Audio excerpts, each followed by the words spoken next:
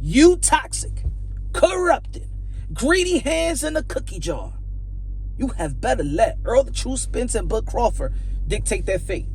You have better let Errol the True Spence and Bud Crawford dictate the outcome of this fight. I don't want to see no goddamn robbery. I don't want to see no goddamn corruption. I don't want to see no robbery, okay? Ladies and gentlemen, this is a do or die for sport. Because this is the fight that the fans been asking for. This is the primary fight in the sport of boxing. Errol the True Spence versus Bud Crawford for undisputed welterweight championship of the world.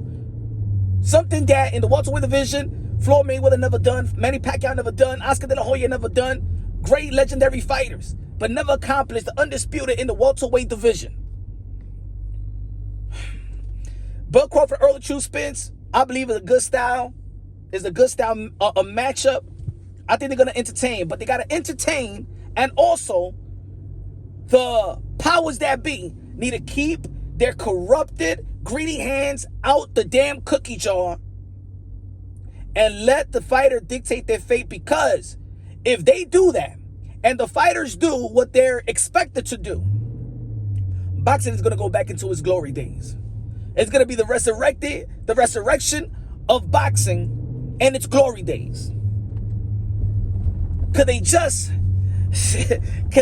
be saints?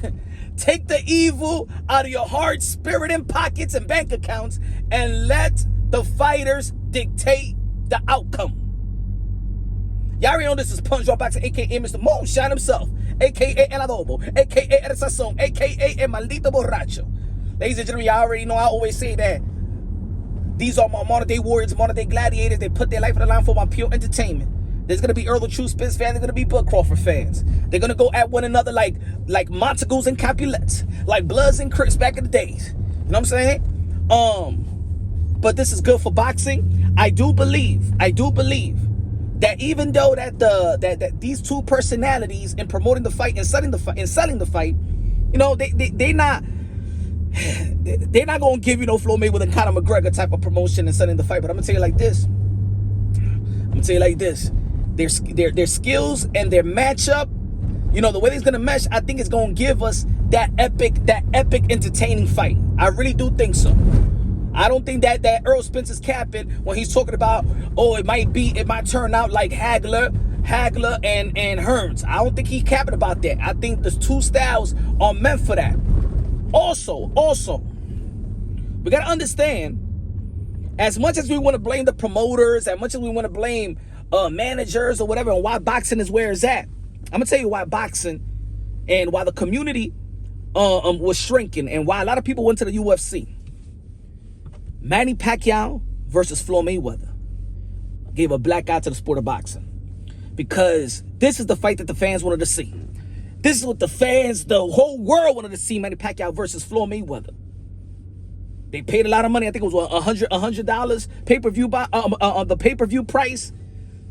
Everybody in their mama eyes was glued on this, and then the entertainment value of that fight and the performances. That fight right there sending a lot of boxing fans into the UFC. Let's be real. Let's be honest. I know there's a lot of fans. A lot of people want to blame that it was Floyd Mayweather that made it boring. Man, it takes two to tango, right? At the end of the day, Floyd Mayweather and Manny Pacquiao did not deliver. It was so bad that it still left the black eye in the sport of boxing for a long, long time. And of course, the heavyweight division was kind of boring and stuff like that. It didn't matter if Tyson Fury beat Klitschko. It was still boring. And thanks for the Anthony Joshua and Deontay Wilder knocking everybody out would bring some type of excitement. But that's another fight that never came through fruition. But this is the fight. This is another fight that the world of boxing been asking for. And this is the reason why it's going to have to take Errol the True Spence and Bud Crawford to deliver entertainment-wise, regardless who's going to be the winner or the loser. Let it be entertaining. If it's entertaining and these guys pour their heart, soul, and might, and the effort is there 100%, when nobody going to question if they left anything in the tank, everybody wins. Boxing wins, they win, their legacy wins, we win, everybody win. If they do their part, and the boxing handlers, the power players, do their part, Boxing is resurrected. Boxing will come back to its glory days.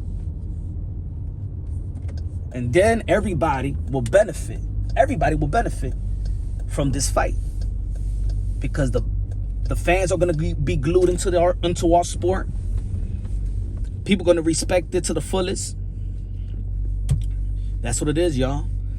Let me know what y'all think, man. Let me know what y'all think. Let me know who y'all got to win. At the end of the day, I got no horse in the race. I do believe that Bud Crawford got more skills. Got a heavier bag. He's more awkward and things of that nature. But the motor of Errol Spence, the motor and his punch resistance and his punching output could give a look that Bud Crawford have not seen in a long time. He's facing the biggest guy that he's ever faced. So it's gonna be adjustments needs to be made, and I think that Bud Crawford has the skill set to adjust to anything that they throw at him. But we never know, you know what I'm saying? So let me know who y'all got. Let me know who y'all got. Errol Spence or Bud Crawford. And tonight we're going live 9 p.m. this evening. We're gonna have a prediction party. Y'all already know God first, everything second. Fight plus survive, Eagle Shoot champions. Have God in your heart.